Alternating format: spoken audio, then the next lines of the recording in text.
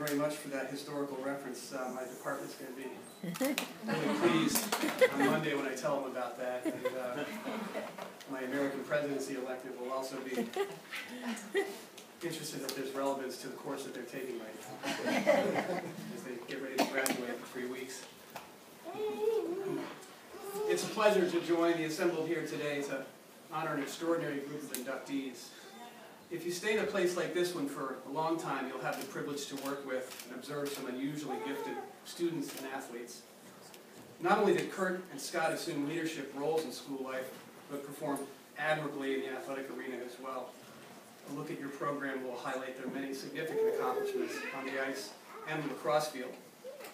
My contact was primarily as varsity lacrosse coach in the mid-90s when they served as captains of the 96 and 97 teams. Naturally, I was thrilled to see each of them continue their education at my alma mater, Middlebury College, where they each experienced the thrill of competing for and winning national championships in not one sport, but two.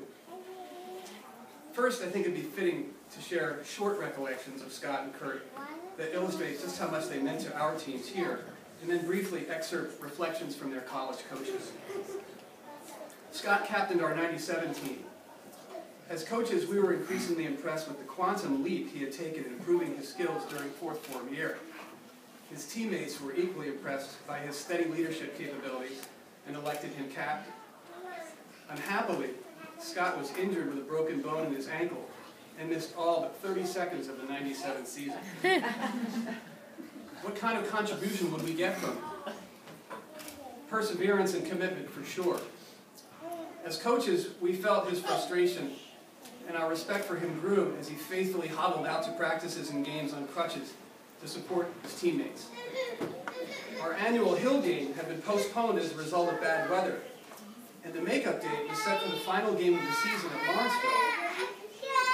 At that point, G informed me that there was an outside chance that we might be able to get Scott out of the field, if only for a few seconds, heavily taped and padded, with minimal risk. We wrestled with that, but ultimately agreed we would go through with having Scott suit up for his last game and hope for the appropriate moment to put him in. Well, that chance came with under a minute to go in the game when we went on a man advantage. You all remember this, right? In practice the day before, we'd walk through a set play to create a good look for Scott, look at the goal, and hope that the opportunity would arise. A spirited cheer went out from the sideline when Scott hobbled onto the field. So now your hearts are all pounding in anticipation like ours were, right? You're probably thinking, isn't it great that Scott got in and scored? Well, yes and no. This is real life after all. Yes, everyone was very excited that Scott got on the field, but the play didn't work. And it didn't matter. It didn't matter. Scott was characteristically very humble and pleased about having the chance to get on the field and finish the season out with his teammates. And that's an indelible memory for us as coaches. As to Kurt, in the spring of 1995, we had an unusually talented team assembled. Our mantra as coaches was to let the horses run and not screw it up. Alumni from that squad would go on to garner many honors: national championships in Division I and III, captain college teams, numerous conference and All-American accolades, etc. So early in the season, we're over at Petty, a team that was loaded with talent and playing with a chip on its shoulder, as it had been perhaps 20 years since they had defeated Lawrenceville. It was a cold and blustery April Wednesday afternoon, and we found ourselves trailing by a goal with just under 30 seconds to go. We took time out in an attempt to set something up. Things were a little tense. It was early in the season and we had high expectations. We didn't really have anything drawn up, as Petty had us so well scouted that their defense was scripted to shut down all of our offensive sets. I don't think that Petty team ever went to class. Just lacrosse practice. Just kidding. Maybe not. As the huddle broke, I mentioned to the offense that we might be best served to just improvise and depend on our instincts, as Petty was so confident that they would recognize any set plays we might run. I had a lot of confidence in these guys and told them just to be athletes. I felt like something good was going to happen. 10 seconds after play was resumed, Kurt had found space in front of the Petty goal, took a feed from Brooke Farrell, deposited the ball in the back of the net to tie the game. 30 seconds into overtime, we scored again and escaped with a big win. The team would finish that season unbeaten, but would require some more heroics from the aforementioned to do so. Most people remember the game-winning goal, but without Kurt's no-panic approach at the end of regulation to pull us even, we don't even get to overtime. Reflections would not be complete without some input from Middlebury hockey and lacrosse coaches Bill Beanie and Aaron Quinn, respectively. Bill Beanie. Simply put, these young men came to Middlebury and competed at a whole nother level.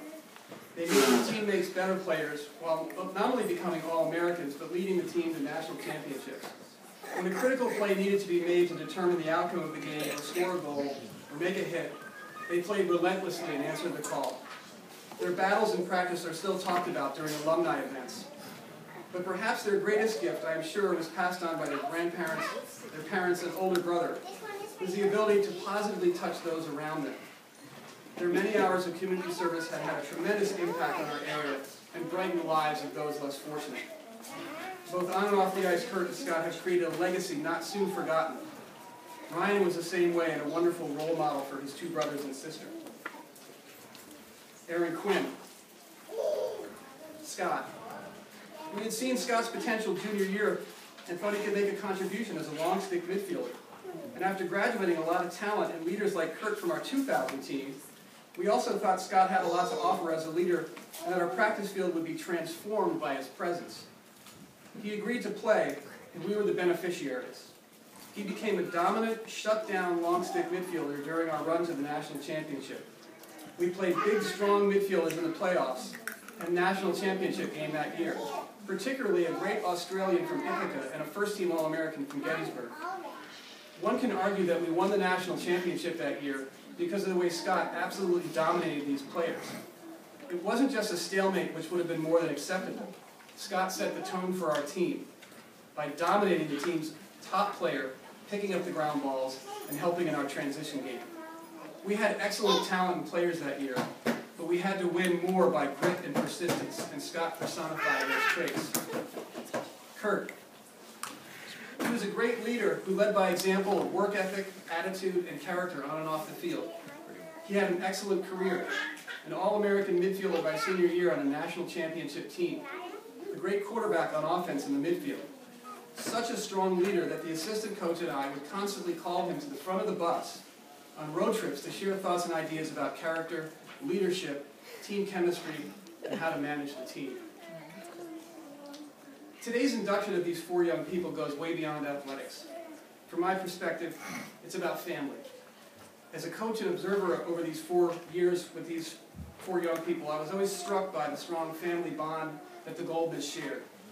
Whether it was parents, grandparents, or cousins at house football games, or siblings supporting siblings at Middlebury and Lawrenceville games, you knew that if there was an athletic event, when a Goldman was in uniform, that there would be another Goldman or a Colby somewhere on the sideline or the stands supporting them. While the games were very important, the family was more so. The games end with a horn or a buzzer or an overtime goal frozen in time, but the family ties are forever, and theirs are exemplary. When we induct this family, it's not about athletics, but so much more. Congratulations to each of you and your family for this honor so richly deserved.